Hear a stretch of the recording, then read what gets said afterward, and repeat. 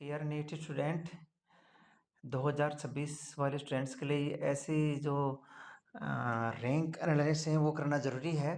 ये देखिए 2023 से लेके 2025 तक रैंक वाइज क्विक क्लोजिंग बताते हैं आपको। 2023 में जनरल की जो क्लोजिंग रैंक थी वो 23,676 थी। ईडब्ल्यूएस की 25,13 थी और ओबीसी की 23,675 थी और एससी की 1,29,159 थी और एसटी की 1,69,088 थी।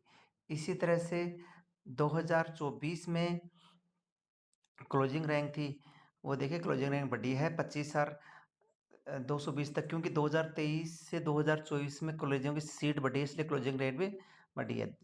और ईडब्ल्यूएस है वो 28,752 पे क्लोज हुआ और ओबीसी की लास्ट 25,212 रैंक पे क्लोज हुआ और एससी की 1,39,193 पे क्लोज हुआ और एसटी 1,68,888 पे क्लोज हुआ। इसी तरह से 2025 में जनरल की जो लास्ट रैंक रही वो 27,360 रही, ईडब्ल्यूएस की 30,921 रही और ओबीसी की 27,421 रही, एससी की 1,39,123 रही और एसटी की 1,64,804 रही।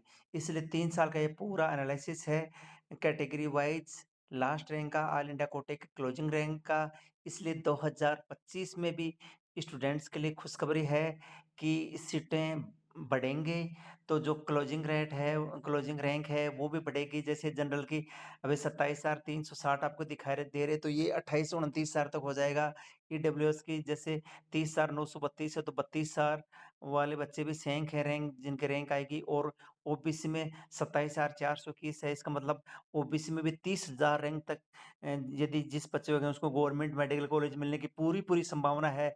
स्टूडेंट पूरा सेफ जोन में रहेगा और जो एससी का बच्चा है वो भी 2026 में रैंक 1,40,000 के लगभग रहेगी, वो भी सेफ ज़ोन में रहेगा। और इसी तरह से एसटी में भी जिस बच्चे की 1,66,000 रैंक तक भी आ जाएगी, तो वो भी उसको भी गवर्नमेंट कॉलेज मिलने की पूरी संभावना है। इसलिए मैंने आपको ये पूरा 2023 से लेके 2025 का रैंक वाइज़ पूरा एनालिसिस करवाया है।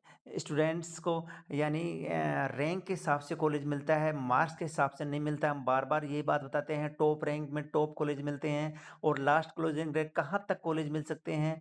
तो स्टूडेंट्स को यानी रिजल्ट्स आने से पहले हम प्रिपेयर कर रहे हैं कि रैंक से कॉलेज मिलेगा और पूरा विश्लेषण करवा रहे हैं कि आपके ज्यों ही आपके मार्क्स के अनुसार रैंक आएगी तो आपको खुद को पता चल जाए कि मुझे गवर्नमेंट कॉलेज मिलने वाला है या मुझे डिम्ड की तरफ जाना है या मुझे बीएमएस की तरफ जाना है या मुझे बीएचएमएस की तरफ जाना है या डेंटल की तरफ जाना है, किधर मूव करना है। तो ये तो सिर्फ मैंने आपको एमबीबीएस की बताई हैं और इसी तरह से हम आपको बताते रहेंगे। थैंक यू, बने रहिए।